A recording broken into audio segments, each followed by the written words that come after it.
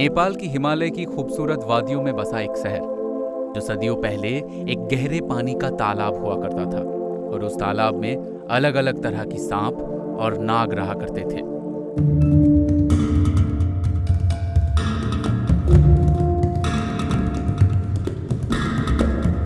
Seven UNESCO world heritage site, तंत्र विद्या और सबसे बड़ा ओपन क्रिमेशन ग्राउंड के लिए जाना जाने वाला ये शहर और यहाँ पर बसा शिवजी की सम्मान में बना पशुपतिनाथ मंदिर। शहर के हर एक हिस्से में ऐसे कई राज छुपे हैं जिनके बारे में बहुत कम लोगों को पता है।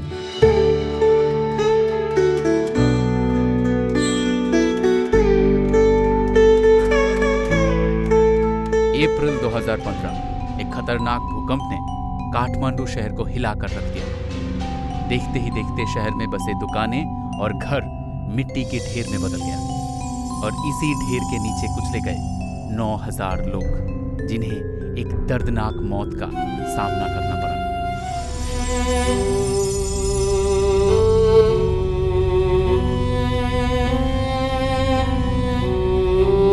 लेकिन एक ऐसी भी जगह थी जहां इस खतरनाक भूकंप कुछ भी बिगाड़ नहीं पाया। काठमांडू की बागमती नदी के किनारे एक ऐसा भव्य मंदिर बना है जहां आप एक से करीब 100 शिवलिंगों की दर्शन कर सकते हो। यह है शिवजी की सम्मान में बना पशुपतिनाथ मंदिर और इस मंदिर और यहाँ की शिवलिंग से कई अलग अलग कहानियां जुड़ी हैं। नेपाल महत्व में लिखी एक कहानी के अनुसार पशुपतिनाथ में स्थित शिवलिंग स्वयंभू है। स्वयंभू यानी जो अपने आप प्रकट हुआ और इसके बाद से ही काठमांडू को शिवजी की भूमि कहा जाने लगा। इस कहानी के अनुसार एक दिन शिवजी अपना धाम छोड़कर धरती पे आए। तब वो काठमांडू की बागमती नदी के किनारे रुक गए और यहाँ की खूबसूरती से आकर्षित होकर उन्होंने कुछ समय वहीं रुकने का फैसला किया। बहुत देर तक जब शिवजी अपने धाम नहीं लौटे तो सभी देवताओं को चिंता होने लगी। तब भगवान विष्णु ने अपने दिव्य शक्तियों से देखा कि शिवजी एक हिरण के रूप में बागमती नदी के किनारे आराम कर रहे हैं। उसके बाद भगवान विष्णु खुद शिवजी को अपने साथ वापस ले जाने धरती पर आए। जैसे ही हिरण के रूप में बैठे शिवजी ने उन्हें देखा, वो तुरंत यहाँ से वहां भागने लगे और उनको रोकने की प्रयास में भगवान विष्णु ने उस हिरण की सींग को पकड़ लिया और उनके छूते ही वो सींग टूट गया और जमीन पर गिर गया। शिवजी ने अपना मूल रूप धारण कर लिया और वो अपने धाम लौट गए। कहते हैं जिस जगह पर सींग का वो टुकड़ा गिरा था, कुछ समय बाद वहीं पर एक शिवलिंग प्रकट हुआ और आज ये शिवलिंग, जिसे मुखलिंग कहा जाता है, पशुपतिनाथ मंदिर का सबसे बड़ा आकर्षण है।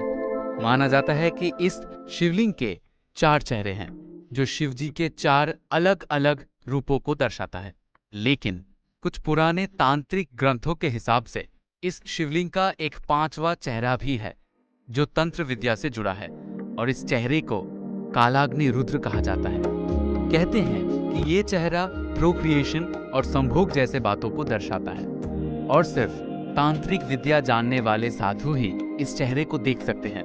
हमारे प्राचीन मंदिरों और शहरों से ऐसे कई अनसुनी बातें और अनगिनत राज जुड़े हैं जिनसे जुड़ी कहानियां इतिहास के पन्नों में कहीं खो गई। 2015 में जब काठमांडू में वो खतरनाक भूकंप आया था, तब पशुपतिनाथ के अलावा एक और जगह थी जो बिल्कुल सुरक्षित रही। यहाँ का कुमारी घर, जो एक ऐसा महल है जहाँ जीती जागती देवी माँ रहती है। काठमांडू की कुमारी देवी एक ऐसी बच्ची है जिसे रातों रात एक साधारण जीवन से उठाकर देवी का दर्जा दिया जाता है। एक 5 साल की छोटी बच्ची को एक दिन अचानक अपने माता पिता से अलग कर दिया जाता है और रोते बिलखते उस बच्ची को एक छोटी कमरे में लेकर जाते हैं। उस कमरे में सिर्फ कुछ दियों की हल्की रोशनी होती है और वो बच्ची ठीक से कुछ देख नहीं पाती। उसको अकेला पाकर वो बच्ची डर से कांपने लगती है। तभी वो अपने सामने खड़े पुजारी जी को देखती है जो आंखें बंद कर कुछ मंत्रों का जाप कर रहे होते हैं। इससे पहले कि वो उनसे कुछ पूछ पाए, उसे अचानक अपने शरीर में एक अलग सी ऊर्जा महसूस होने लगती है। और उसका सारा डर जैसे गायब हो जाता है। उसे लगने लगता है कि जैसे उसके अंदर बहुत ज्यादा शक्ति आ गई है। वो बोल पड़ती है, ये मेरे साथ क्या हो रहा है? मुझे अचानक ऐसा क्यों लग रहा है जैसे मैं बहुत ताकतवर बन चुकी हूँ। ये सुनकर वहाँ के पुजारी अपनी आंखें खोलते हैं और मुस्कुराकर उस बच्ची से कहते हैं, ये माँ दुर्गा की शक्ति है जो तुम्हारे अंदर बसती है और इसलिए तुम आज से यहाँ की कुमारी हो। देवी माँ का एक जीता जागता रूप। काठमांडू में सदियों से कुमारी घर की ये प्रथा चलती आ रही है, जिसमें शाक्य जाति की एक लड़की को उसके तेजस्वी रूप और मंत्र साधना की मदद से चुनकर कुमारी देवी बनाया जाता है। लोकल्स का मानना है कि ये प्रथा मल्ल वंश की एक राजा ने शुरू की थी, जिनका कहना था कि माँ दुर्गा ने स्वयं उनके सपनों में आकर उन्हें इस प्रथा को शुरू करने का आदेश दिया था। पर इस प्रथा का एक शर्त भी है, जिसके चलते यहाँ की कुमारी सिर्फ युवावस्था की शुरू होने तक ही यहाँ रह सकती है, जिसके बाद एक नई कुमारी चुनने का समय आता है और पहली कुमारी सामान्य जीवन में लौट जाती है। यहाँ की पुजारियों का मानना है कि युवा अवस्था में शरीर और मन में हो रहे बदलाव से इंसान का मन विचलित हो जाता है और ऐसे में देवी माँ की पवित्र शक्ति उनके भीतर नहीं रह सकते, इसलिए वो किसी और कन्या के भीतर चली जाती है जिसका मन शुद्ध हो। कहते हैं कि कुमारी घर में यहाँ की कुमारी और पुजारी के अलावा किसी भी बाहर के इंसान को आने पर सख्त पाबंदी लगाई गई है। यहाँ कुछ ऐसी पूजाएं और रिचुअल्स होती है जो दुनिया भर के लोगों के लिए सिर्फ एक गहरा राज बना हुआ है। हिंदू धर्म की एक ऐसी पौराणिक विद्या जिसमें बलि, खून, संभोग और ऐसे कई चीजों को दर्शाया जाता है जो सामान्य धार्मिक पूजा में शामिल नहीं होती, और दुनिया भर में ऐसी कई जगहें हैं जो तंत्र और तांत्रिक विद्या के लिए जाने जाते हैं, जिनमें से ही एक है काठमांडू में बसा नर देवी मंदिर, जो श्वेत काली माँ की सम्मान में बनाया गया है, जिसे वहाँ हो रहे तांत्रिक प्रैक्टिसेस का केंद्र माना जाता है। एक प्रचलित कहानी के अनुसार एक बार पाटन के राजा शिकार के लिए काठमांडू के जंगल में आए थे, जहां अचानक एक जंगली हाथी ने उन पर आक्रमण कर दिया और वो अपनी जान बचाकर भागने लगे। भागते भागते उन्हें एक बड़ा सा पेड़ दिखा, जिसमें किसी गुफा की तरह एक बड़ी जगह थी। उन्होंने खुद को उसके अंदर छुपा लिया, लेकिन थकावट और डर के कारण वो जल्द ही बेहोश हो गए। कुछ समय बाद जब उनको होश आया तो उन्होंने माँ श्वेत काली को अपने सामने पाया और वो तुरंत हाथ जोड़कर माँ के सामने खड़े हो गए।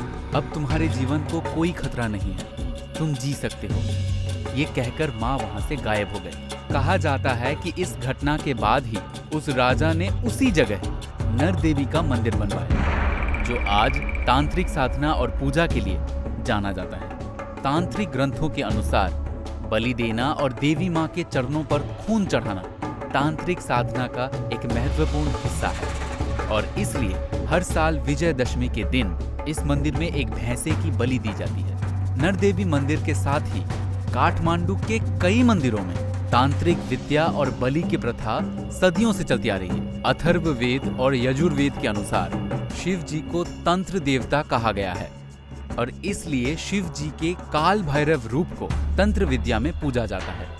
2005 में काठमांडू पर हुई एक कल्चरल स्टडी पर यह कहा गया कि साल में एक बार पूर्णिमा की रात को यहाँ के कीर्तिमुख भैरव के मंदिर में तांत्रिक पूजा होती है, जिसमें 5 बलि यानी 5 अलग अलग जानवरों की बलि देकर उन्हें कीर्तिमुख भैरव को चढ़ाया जाता है।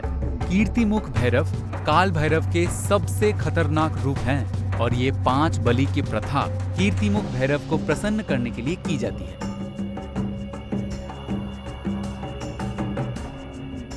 मुक्ति, सैल्वेशन, यानी मृत्यु और पुनर्जन्म से छुटकारा पाकर मोक्ष हासिल करना, और इसी इच्छा से लोग काठमांडू के पशुपतिनाथ मंदिर में भी दर्शन करने आते हैं। लेकिन यहाँ आकर भक्तों का सामना जीवन की एक ऐसी सच्चाई से होता है जिसे देखकर उनके रोंगटे खड़े हो जाते हैं, क्योंकि जहाँ एक तरफ मंदिरों में पूजा पाठ और भजन गाए जा रहे होते हैं, वहीं दूसरी तरफ खुले आम चिताएं जल रही होती है। काठमांडू के पशुपतिनाथ मंदिर के एक हिस्से को शमशान घाट की तरह इस्तेमाल किया जाता है। एम्बुलेंस से सीधे मृत शरीर को यहाँ के आर्य घाट पर लाया जाता है। उसे एक भव्य कपड़ों में लपेटा जाता है और फिर बागमती नदी के किनारे ले जाकर उसके पैरों को नदी की पवित्र जल से धोया जाता है।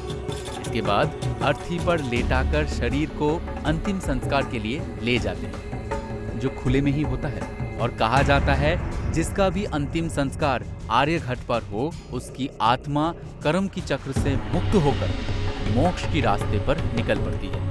वैसे तो काठमांडू शहर से कई किस्से, कहानियां और अनगिनत राज जुड़े हुए हैं, लेकिन ये शहर नेपाल के दो मुख्य धर्म हिंदुइज्म और बुद्धिज्म से जुड़े कल्चरल साइट्स के लिए भी जाना जाता है। और पशुपतिनाथ के रूप में शिव जी की यहाँ होने से ये शिव जी का एक पवित्र धाम भी माना जाता है।